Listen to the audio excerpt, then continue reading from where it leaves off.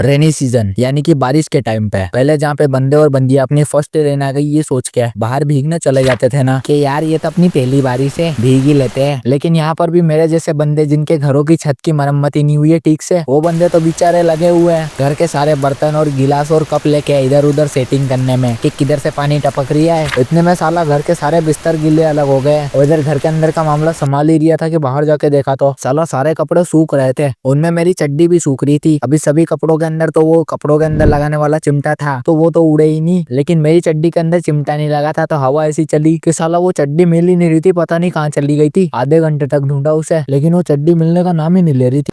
हो रहा है मुझे वॉमिटिंग फीलिंग भी हो रही है। नहीं, फीलिंग बिल्कुल वेटिंग हो रही। अगर वेटिंग फैमिली हो रही तो वहीं खड़ी थी, दर्द यहाँ बिल्कुल आपका नहीं हो रहा। लेकिन थोड़ी देर बाद वो मुझे दो कुत्तों के बीच में मिल गई। वो चड्डी फंसी पड़ी हुई थी, वो दो कुत्ते नहीं चिपक जाते, उन दोनों कुत्तों के बीच में जो मेल कुत्ता था उसके हार्डवेयर में और मेरी चड्डी के अंदर जो छोटा सा होल था ना उसके अंदर से उसका हार्डवेयर निकल रहा था अपनी मुकाम की ओर। पता नहीं साले बाबा रामदेव का कोई सा नया सा आसन कर रहे थे दोनों मिलके, लेकिन अपन तो अच्छे बच्चे, अपने को तो ये चीज पता ही नहीं है कि हो क्या रही है ससुरी। इधर मोहित का घर जो कि मेरे घर के पास में ही था, उस बेचारे का घर तो कच्चा था यार। उस दिन जिस दिन बहुत ज्यादा तेज बारिश हो रही थी उसके घर पे एक मेहमान भी आया था। पता नहीं मोहित की मम्मी ने कैसे खुश होकर उस मेहमान को भजिए की प्लेट भी दे दी थी। और ये मेहमान वही होते हैं जो कि इस फिराद में ही होते हैं कि साला कभी न बहाना मिले और ये एक और दिन रुक जाए। और इधर तो भारी बारिश हो गई थी, तब तो रुकना ही पड़ेगा। मोहित की मम्मी ने भी उसे भजिए इसीलिए खिलाए थे क्योंकि वो बेचारा जाने वाला था, लेकिन बारिश गिर गई। अब उसके सभी घर के मेंबर उसी मेहमान को देखे जा रहे थे। कुत्ते हरामखोर। मेरे साथ भी ना बहुत बार ऐसा हुआ है कि इधर संडे वाला दिन है, दोपहर का टाइम है, अच्छे से धूप खिल रही है, पानी के चांस कहीं तक भी नहीं है आने के, घर पर भी कोई भी नहीं है। कैसे डिप्रेशन में कर दूं तेरा डिप्रेशन खत्म।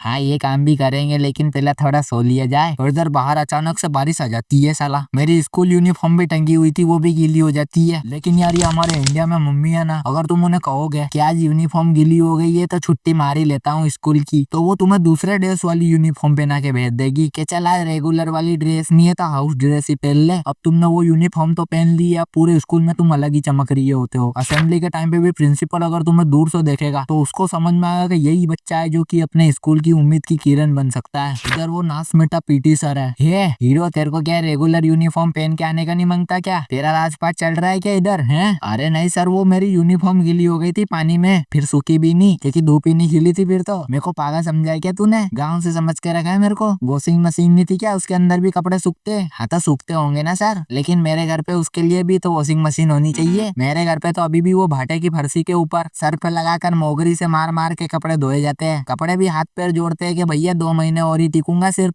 बताओ गरीब हिंदुस्तानियों के खून पसीने के पैसे कहाँ हैं? बताओ बताओ। क्या बात कर रहे हो? हाँ सर, और ऊपर से उनके ऊपर वो 100 रुपए का 4 किलो सरफ भी लगा देते हैं। और सर आप बोलो तो आपके लिए भी फर्सी का जुगाड़ करूँ क्या? मैं बस के ऊपर बांध के लेके आ जाऊंगा। और अगर तुम गलती से भी दूसरी यूनिफॉर्म की जगह नॉर्मल कपड़ा पहन के आ गए ना घर के, तो साला इन चूतियों को संभालो।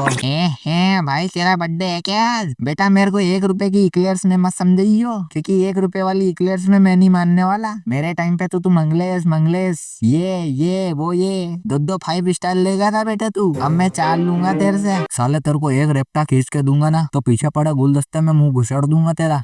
वो तो जैसी जिसकी सोच। और इधर अगर तुम गलती से भी मेस वाले टीचर के हत्थे चढ़ गए ना, वो भी क्लास के बाहर, और उसने तुम्हें लपेट लिया और उस साले का दिमाग खराब हो गया ना, चॉकलेटी शर्ट, क्या अजय देवगन बनने का प्लान है क्या तेरा? ये स्टाइलिश बाल, मोगरे की खुशबू, इंग्लिश वाली मैडम को सेट करने का प्लान है तेरा? मेरे को तो ऐसा लग रहा है। अरे सर कहाँ, वो तो मैं जल्दी सुबह उठ गया था तो पूजा भी कर दी गलती से। और सर ये तो अगरबत्ती की खुशबू है, वो क्या है ना, मेरी छत से पानी टपक रहा था तो नींद जल्दी खुल गई तो कर दी पूजा फिर मैंने ही। लेकिन बेटा तू चुपचाप ना इंग्लिश वाली मैडम के परेड में टॉयलेट में जाके छुप जाइयो, दिखना ही मत बाहर मेरे को उनकी क्लास में।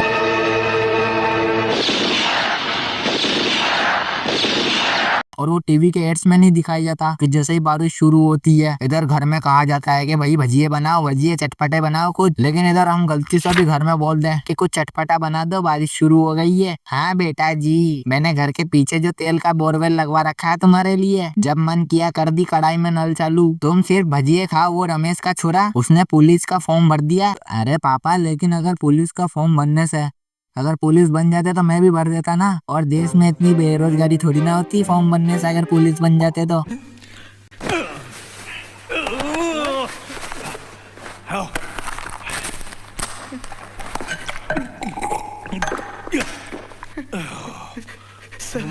और ये बारिश के टाइम पे ना अजीब से कीड़े मकोड़े अलग निकल जाते हैं साले। और तुम्हारे भी ना पहले के टाइम पे जो कपड़े होते थे ना, वो मम्मियाँ डिसाइड करती थी कि कौन से पहनने हैं। अब तुम ही बताओगे, अगर तुम मम्मी के साथ अपनी नानी के घर पे जा रहे हो तो इसमें शेरवानी पहनाने की क्या जरूरत थी यार? उसके ऊपर तो वो चूड़ीदार पैंट भी होता है, ऊपर से मोजड़ी नहीं मिल रही थी तो मम्मी ने स्पोर्ट के जूते ही पहना दिए। अब लग रहा है ना मेरा राजा बेटा।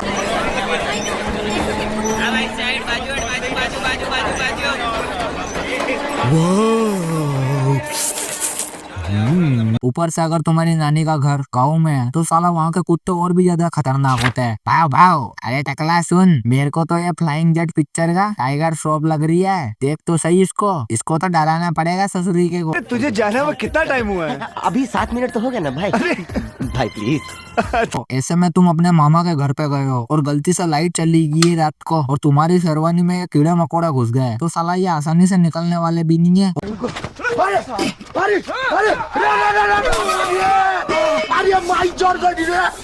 और मेरे केस में ना ये नौबत कभी आई ही नहीं साला, कि इधर बारिश का टाइम चल रहा है, खतरनाक तरीके से बारिश हो रही है और हम सभी स्कूल में बैठे हुए हैं और घर वाले फिक्र कर रहे हैं कि बच्चे को फोन लगा ले स्कूल में कि वो डूब तो नहीं गया बाढ़ के अंदर। अजी कद्दू मेरा, घर वाले ना स्कूल में कभी फोन भी नहीं लगाएंगे, भले वहाँ पे आतंकवादी भी क्या ना घुस जाए पिस्टल ले लेके।